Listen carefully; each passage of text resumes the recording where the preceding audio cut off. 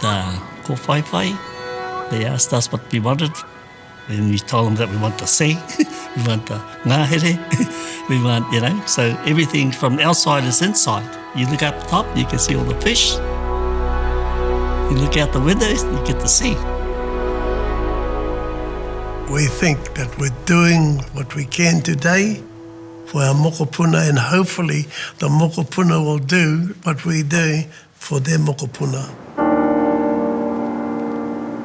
Kia hihia rātou, te whai mai inga mahi a mga tātou mātua tūpuna. Hey, hono.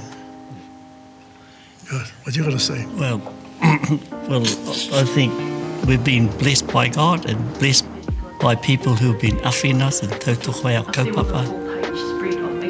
And te whakakiko tia te moi moia o te tupuna.